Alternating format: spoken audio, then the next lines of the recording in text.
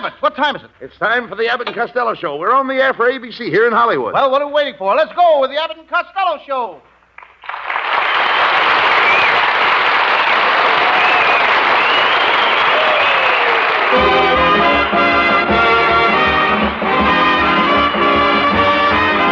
Costello, you're impossible, and you will never be a writer. And you better give up doing that Sam Shovel detective series. The field is overcrowded, and everybody on radio wants to become a private eye. You're right, Abbott. I know it. Seems like every Tom and Harry wants to be a dick.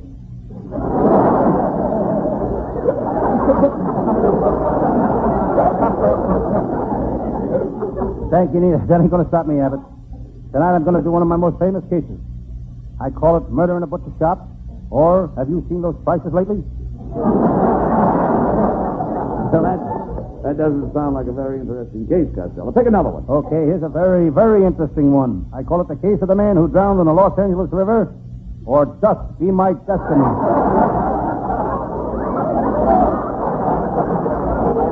Oh, let's get on with the case. Yes, I'm Sam Shovel, private detective.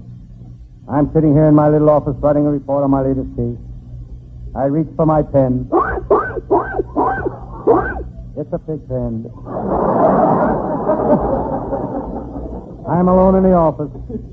I used to have a secretary. I had to let her go. She could never get her typing done. Every time she got to the end of a line, the typewriter bell would ring. She'd go out to lunch.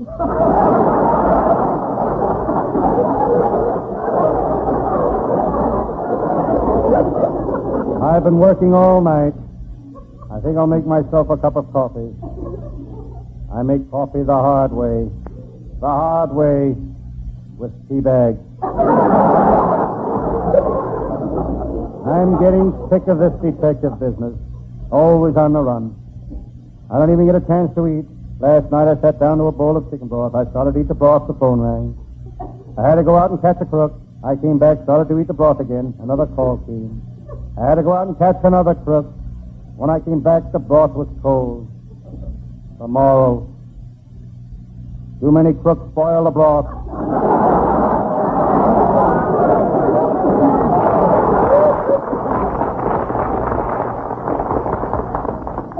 Suddenly I hear a woman scream.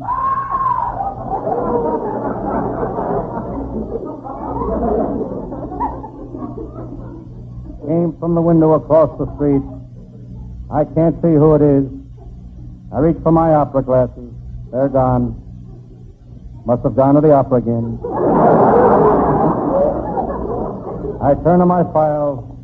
There on top is one of my most famous cases. The case of the Lady Bluebeard. I don't know why they call her the Lady Bluebeard. She never killed anybody. Maybe it was because she had a blue beard.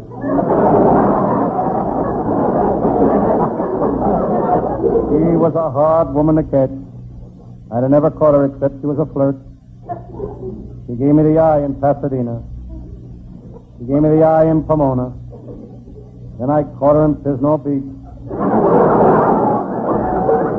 It was easy. I had both her eyes. It was lost. Couldn't see where she was going. Suddenly, through the window, I see my pal, Lieutenant Abbott of the Homicide Squad, approaching. Abbott's a tough man. He's got a dirty look and underwear to match.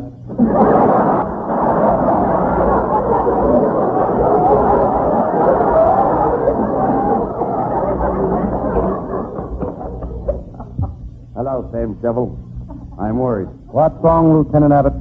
Remember when I joined the department, I found the beat, and the walking made my feet too big? Yes. And then I was transferred to the traffic department, and waving my arms all day made my hands too big. Yes. Now I'm really worried. They want me to ride a horse.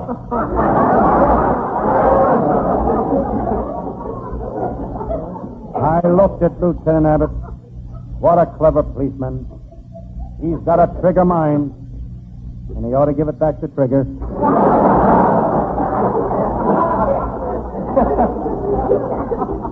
I could tell Lieutenant Abbott had something on his mind. He was nervous. He started fiddling with his nose.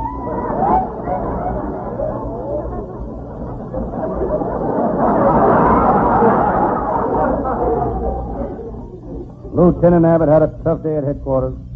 All day he had been given a rubber hose for third degree. He kept hitting it with a detective. Sam, you can help me. You've got friends in the department. You've got plenty of drag. What makes you think I've got drag? Turn around, Sam, and see what you're dragging.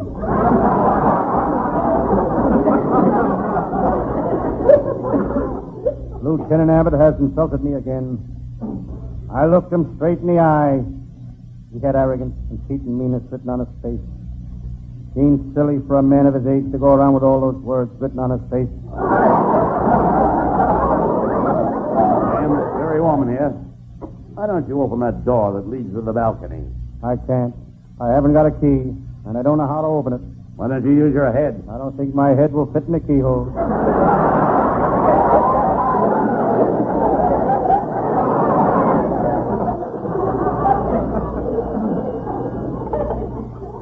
Hello, Sam Shovel, private detective speaking. Is this the great Sam Shovel, the private detective? That's me. Sam, you've got to help me. What's the matter? There are 5 tough bugs with guns and clubs trying to break in here and kill me. Come right over.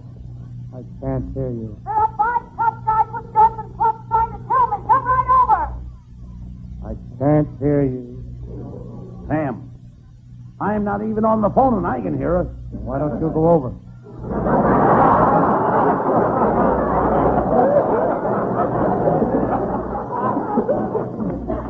All right, you two guys, put up your hands. Put up fire. If I lift them up any higher, I'll break my suspenders. Lift up your hands.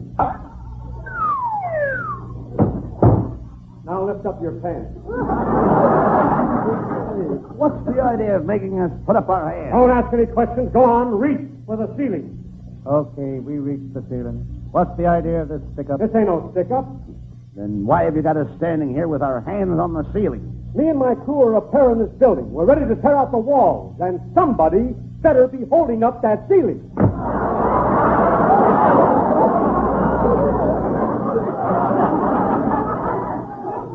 Lieutenant Abbott, this seems kind of silly. You and me standing here, holding up the ceiling. Yes, Sam. Probably something the writers thought up because they were stuck for a finish. It's ridiculous. Let's put our hands down.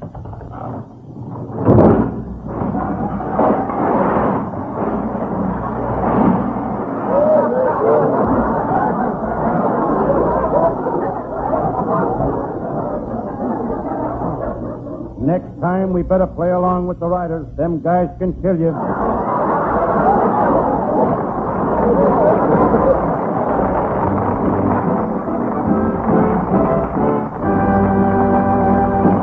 Don't go away, folks. Our madmen aren't through with you yet. All right, Costello, you're through playing Sam Shovel for the night. Now put away that revolver. You don't know how to use it anyway. Oh, no? Abbott, I happen to be a sharpshooter. Here, put the cigar in your mouth and I'll shoot it out. But, Lou, are you sure you can do it? Are you kidding? I could do a blindfold. I never miss. Well, okay. I got the cigar in my mouth. And I got the blindfold on. Here I go.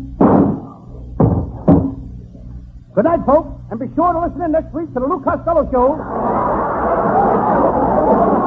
Good night, everybody. Good night, everybody. It's Holiday.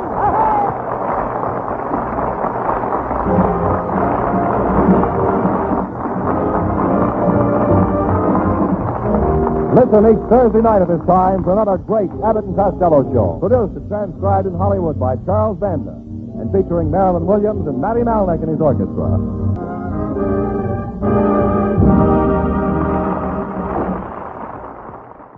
This is ABC, the American Broadcasting Company.